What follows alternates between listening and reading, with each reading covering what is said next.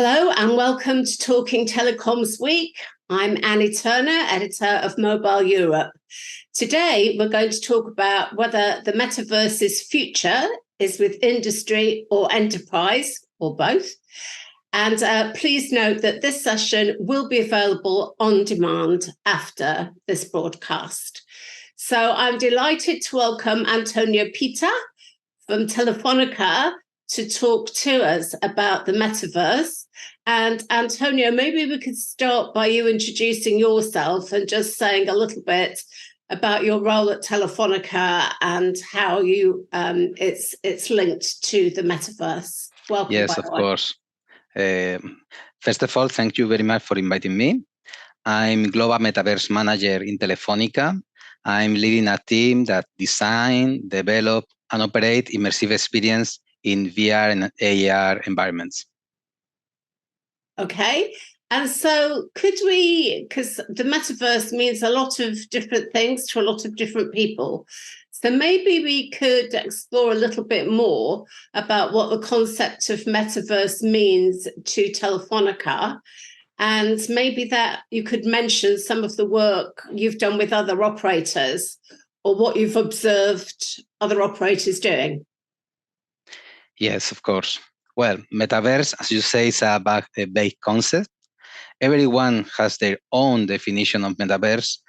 First of all, at Telefonica, we differentiate between the concept Metaverse and Web3. We are going to talk about both in this conversation, and I'm sure too. But when we talk about Metaverse, we are thinking not in the Web3 part. We consider that Metaverse is all related with the experience. However, what we know is that Metaverse proposes a new, more human way of relating with technology. We consider that Metaverse is the evolution of the interfaces. To achieve that, it's necessary to look back and observe how the interfaces have evolved, how we can manage the technology. We began a long time ago to interact with computers using punch cards, which were used to input information and instruction during the 60s and 70s. And this was very, very, very thoughtful. You need to punch the card to sort all of them. If the ones change their order, is going to be a mess. It was really difficult for all the people to work with technology. Subsequently, the command line interface served as a communication system based on lines of code that we're typing through a keyboard and displayed in this green screen that you remember, intelligible for normal people. And I always say that you need superpower to work with computer in that moment, in the 80th principle. Then in the 90s came the graphical user interface. We represent a much more friendly approach where the interfaces behave more similar to how we interact with objects in the physical world. For example, in Windows, the click and drag is a good example of that. It's more human, it's more natural, it's this evolution. However, we understood that an interface capable of better exploiting human language could be the most natural and powerful approach. Hence, the voice interfaces, using your voice, using your natural language, is the form of assistant like Aura, Siri, and something like that, will be a significant part of our interaction with technology from now on in the last decade. And for us, nowadays, the Metaverse is this changing, this evolution of trying to teach the technology to understand the human interfaces. We have ourselves in an increasingly interconnected reality where the boundaries between physical and digital realms become less distinct. The digital experience at our disposal are becoming more diverse, human-centric, and especially immersive, incorporating technologies that embrace the concept of extended reality. That is we consider this the Metaverse is. The Metaverse is how the technology is learning our interfaces with our hands, with our sense, we can interact with the technology. It's for us the evolution. And this is important for us because this is the main approach of the Metaverse what is. But To successfully address this challenge that we have with the metaverse, Telefonica has defined a framework composed of 4 layers that defines the metaverse in a more natural way, with a more tactical way, with a way that we can work with it. The first layer is the telecommunication network. All the extended reality experience, VR, AR, and in the future XR, promise immersive and continuous experience, regardless of your location. Whether you are indoors or outdoor, indoor normally with the VR or outdoor normally with the AR, you will be able to access digital services and connect with people. This means that your connectivity is important. The connectivity between the user location and the places where this experience are executed must be ensured at all times and under any conditions. It is the task of the telecommunication network to be prepared to meet the ever-changing requirement of this new type of experience. Our main approach are, as you know, at most all the telcos, 5G, Wi-Fi 6, edge computing, and the most important, the amplification of the network with the GSMA big initiative, Open Gateway, that if you want, we can talk about it later. Mm-hmm. This is the first layer that is the most important for us. The second one is the device layer. Extended reality hardware is growing at rapid pace, throwing various types of devices like VR headset, XR headset, and video glasses. And we are already watching certain manufacturers emerging as market leaders. In particular, we have signed a partnership agreement with Meta and Pico, not only to sell their devices in our store and marketplace, even to create with them experience to be enjoyed with their devices. The third layer is the engine layer. In this layer, telco operators are not going to have a really principal role, but to create this relevant experience, we need to work closely with leading video games engines like Unity and Niantic. With both, we have agreement, and they come with us in this amazing path, helping us to create this amazing experience over our network. The fourth layer, the last one, is the experience layer. It's the one that is more near to the customer. Mm-hmm. Once we have the network, the devices, and our team working hand in hand with the leading game engines, we will be able to deliver this incredible experience to our customer. That is the main reason of the metaverse. And we are creating over existing metaverse platform like Horizon from Meta and Mesh from Microsoft, and our own metaverse application called Movistar Experiencia Immersiva. Movistar Immersive Experience in English, that allow the customer to interact with products and services related with Movistar brand. For example, we have included immersive multimedia content like 360 videos or multicam videos.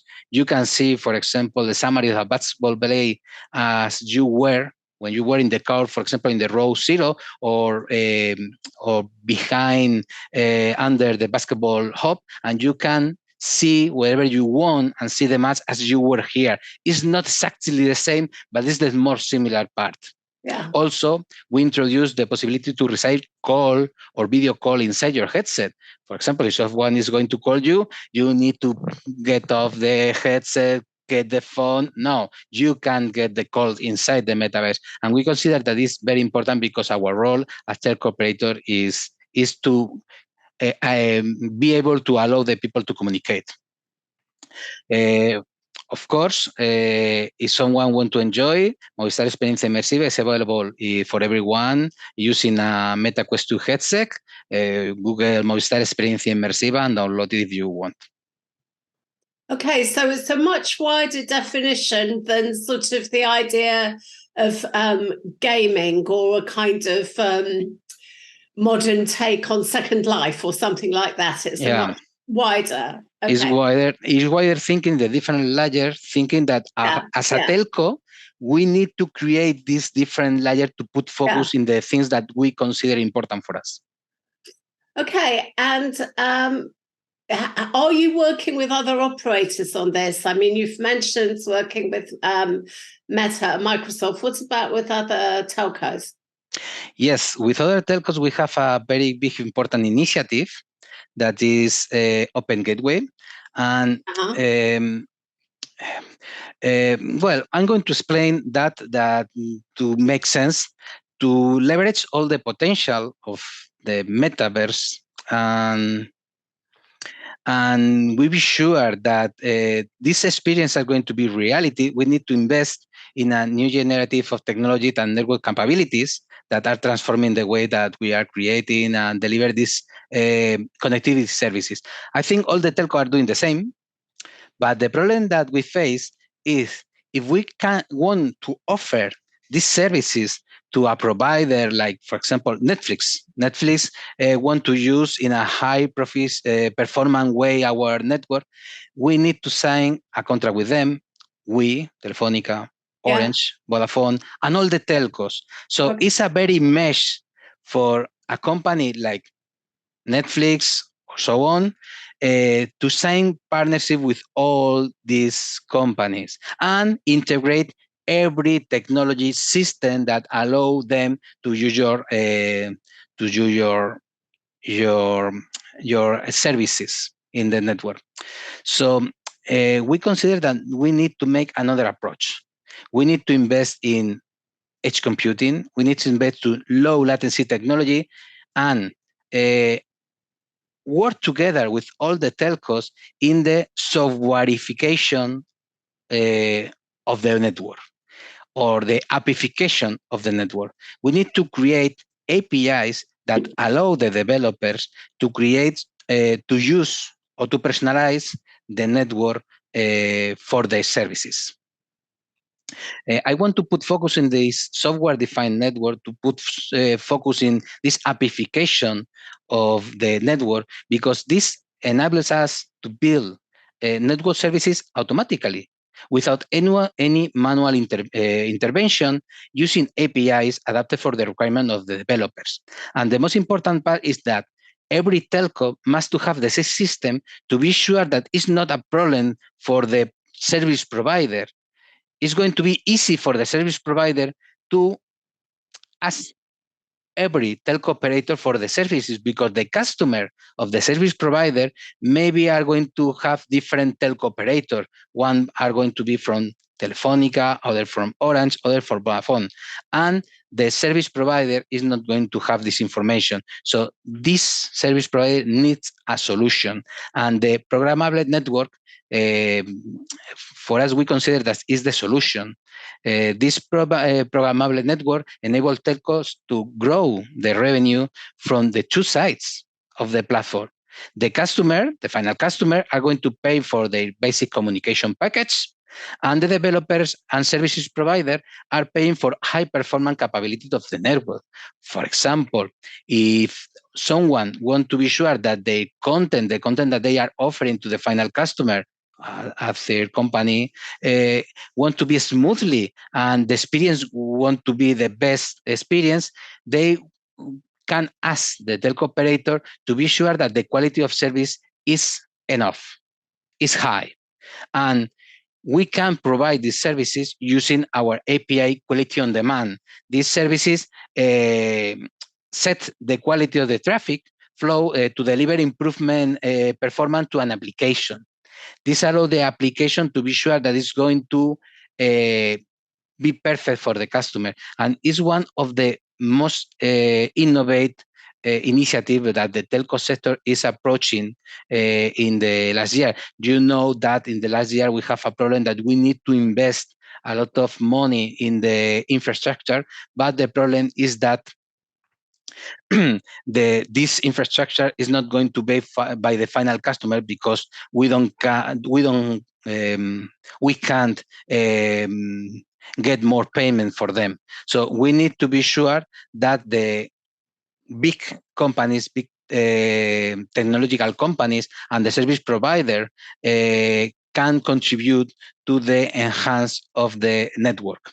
And that's the way that this strategy of the appification of the network, and to standardize all these APIs to be ensured that all the telco operator offer the same services in the same way and is easy to develop by the developers, is a good way to be sure that we are going to get these revenues from this other part, from the developer, the technological company or service provider.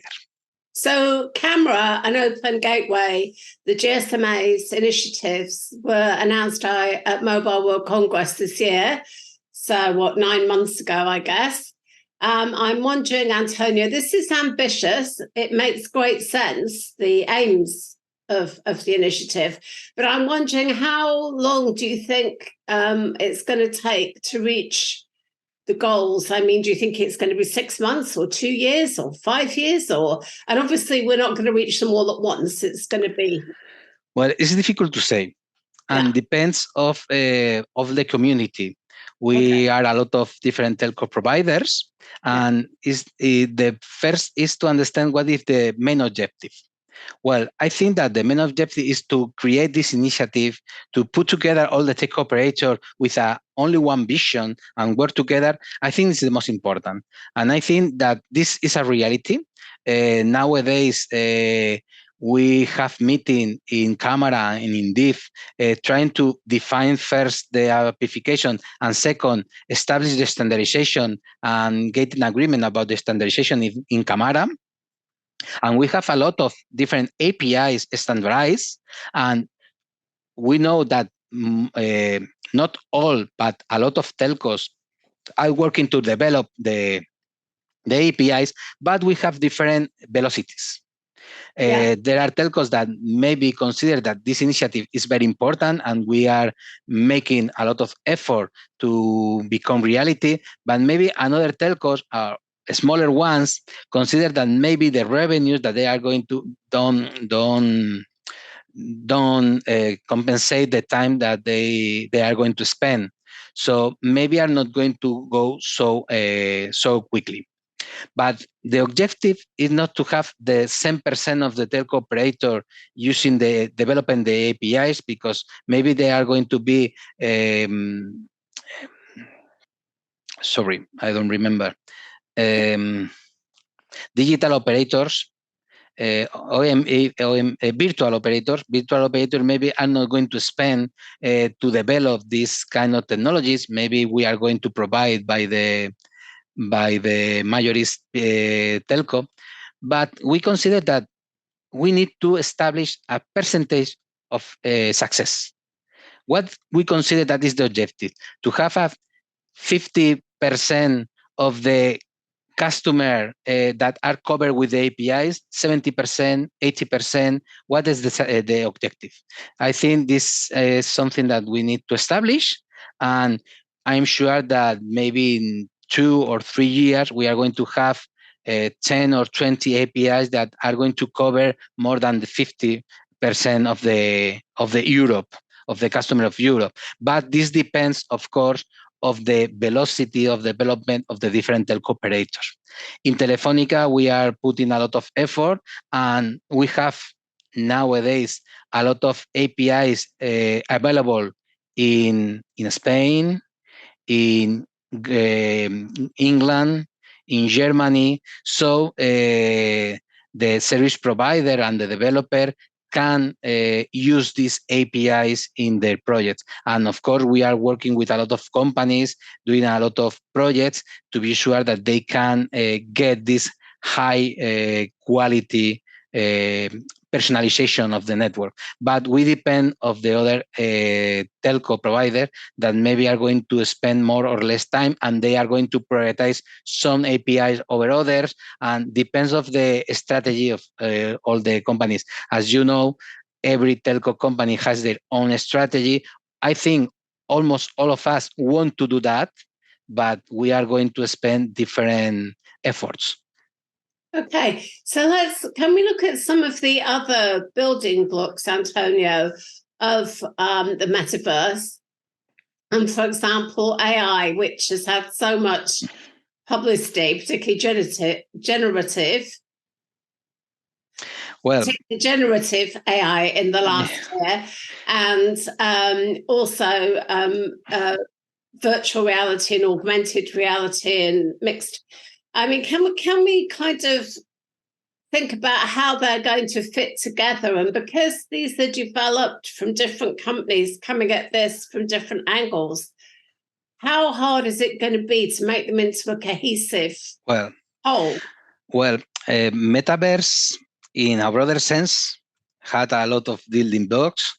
As you are mentioned AI and generative AI. That is a very important part. Almost this year, that is very popular.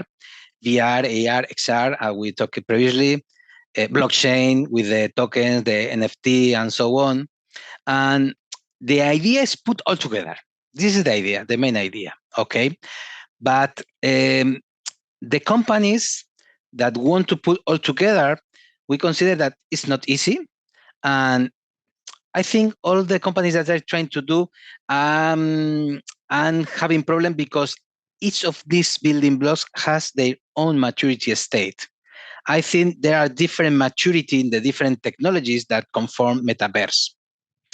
In Telefonica, our approach or approximation is to have team focusing in each of them in isolation, analyzing the evolution, the evaluation, the strengths, and understanding the use cases that each technology allows. I'm going to talk about different examples later on. And of course, the actual limits of every technology, because none of them are immature and are good enough for innovation, for POCs, but not mature for businesses. I think that for some of them, we need to wait until we develop better technologies or better devices to use these improvements. Or the generative AI need to be more mature. Now is like a child, it need to learn more. Also, we are trying to put together to get this exponential benefit of the mixture of this and to trying to create this metaverse. Of course, we are creating a lot of different products in this technology in a B2C approximation to our particular customer and also in a B2B way to our corporate customer. For example, related with VR, AR, and XR, I told previously about the application. And if you want, you can see our web, and we have a lot of example of experience.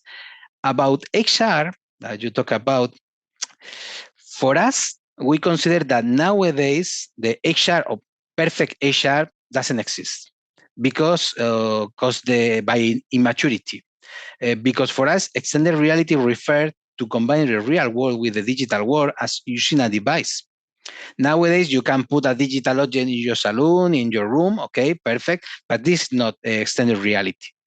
Extended reality or extended reality complete need that the glasses, the headsets, understand the environment, understand that this is a chair, this is a sofa, this is something else. And this is difficult because this requires a lot of computational effort that these devices are allowed, and very important, a powerful artificial intelligence to identify every object and understand the environment. This is not easy. You can put a ball in your salon and this is fantastic. It's AR, perfect, but XR is not going to be reality nowadays. Well, next generation of devices like MetaQuest 3 that is going to be launched maybe this month, and the Apple Vision Pro in a few months promise that their glasses are going to be able to do that. And this is going to be the first moment that the XR is going to work. We will see that what are the new limits with these brand new devices, and this will be amazing. Talking about the NFTs, we have our NFTs marketplace with their own utility, not only picture. Each NFT has their utilities and evolution of the traditional NFTs. With any new evolution of the technology, we are evolving these different application example of use of technology.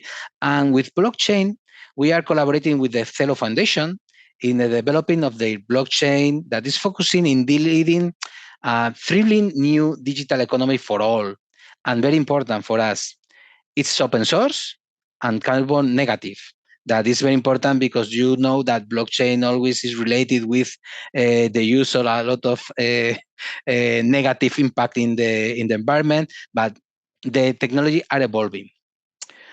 Of course, talking about AI has a special role. As you say, AI is important, but not only generative AI. we began our data-driven transformation in 2014, and nowadays AI is using for everyone in the company. Developers using generative AI to help with the code, autopilot, and so on. 3D artists use generative AI to help with coding, to help creating these elements. Marketing campaigns are personalized based on AI for 20 years ago. So the using of AI is normal in our company. The pre-match of the candidate and the role use pre-AI. Also,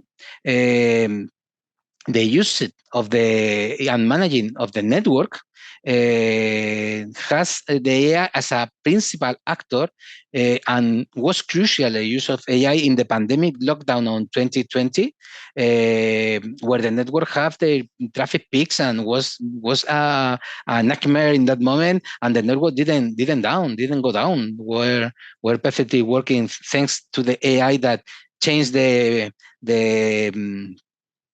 the characteristics of the network and helped us. And also we create our virtual voice assistant called Aura that now is introducing their generative AI capabilities, but we only create generative AI solution or based in generative AI technologies when we consider AI generative is mature.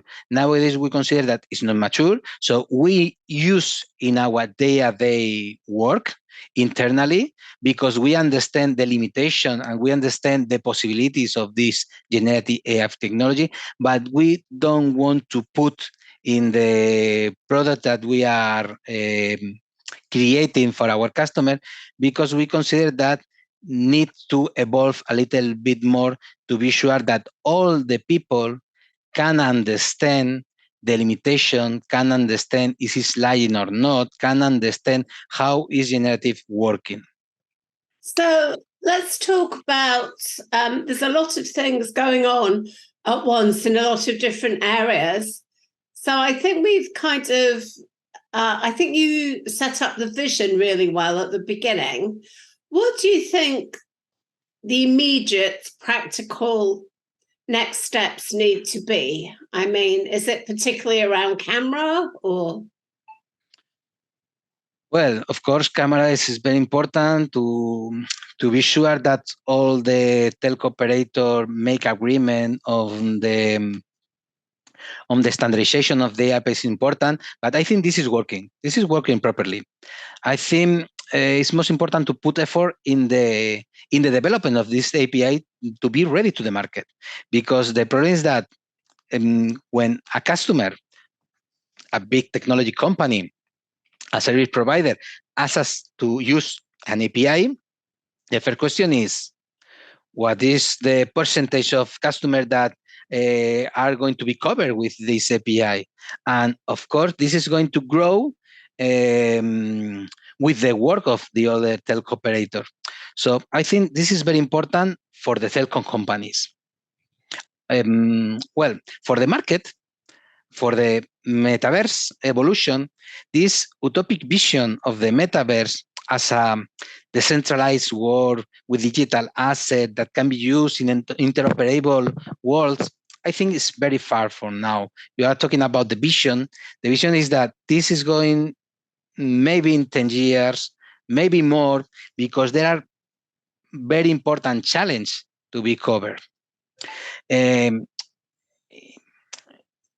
Because you need to combine these building blocks that we talked previously, and there are main challenge of the companies, because we maybe are going to be expert in one of them, but the combination of all of them is very, very difficult, and we need to help each other, the companies, to trying to put all the information that we are gathered, trying to put our experience and trying to create this utopic world. In this line, we are creating different forums to talk about that and to help each other, because the problem is that every company is trying to create their metaverse vision and are not going to be compatible. I'm sure. You need to be sure that the things that we are going to create can match each other, can put join together and work together. So we are creating this forum. The most popular one is the Metaverse Standard Forum. where a lot of different companies, developers, cloud provider, chip manufacturer, retailer, telco operator, including Telefonica, of course, try to share our vision and how to create the standard and all the things. Well, this is as world, the idea is to try to standardize all. As telco, we have the GSMA initiative, Open Gateway, in the telco provider. It is difficult to make an agreement only with the telco provider that almost all the company thinks in the same way. Imagine how to put together all the different vision, all the different companies, the company that is manufacturing a device, the company that creates software that is going to be consumed by the final customer, of someone that is manufacturing cell towers. We try to put all together and try to think in things, standard things like identification and avatars. What is your identification? Who are you? How are you going to be represented in the world? The interoperability of the asset and words. If you have an asset in a word, can you carry on with you to other words? This is things that we need to put together in this forum, and we want to standardize. It's not going to be easy. It's not going to be quickly. And of course, we are going to spend a lot of years trying to get an agreement. We don't have an agreement with the charger of the mobiles. Well, in the metaverse, it's going to be more difficult because the first part is to make an agreement of the definition of metaverse, and to make an agreement of the objective of the things that we want to create. And also we have different problems related with that, like privacy, devices compatibility, that are going to be a stopper, that maybe are not going to help us to evolve. And as Telefonica, the vision in a short place, and we are going to work in how to make or to enhance social immersive experience, because we consider that the customer prefer rich, immersive, and interactive metaverse environment in which they can consume entertainment content like in a social way. We need to understand privacy and security in this new world, because it's not easy to understand what are the problems or the challenge that we are going to face in new platform, because we need to understand first what the metaverse is. And we need to ensure data security and user privacy. So my final question is, Antonio, do you think it's going to be consumers or industry that really drive the developments here? Well, I consider that industry is going to drive that, but we need that the consumer want to go to the metaverse, because if the consumer don't want to go to the metaverse, no one is going to pay this party. Okay. So we consider that the ticket to the metaverse are the devices. When the people buy the devices, the headsets, we are going to develop the metaverse. Nowadays, we are trying to create something that is going to be used in a mobile, but this is not really immersive. This is not really metaverse. And we need that the people come with us, but it's going to be led by the industry. Okay. Antonio, thank you very much indeed for your time and your help. Thank you very much for the invitation.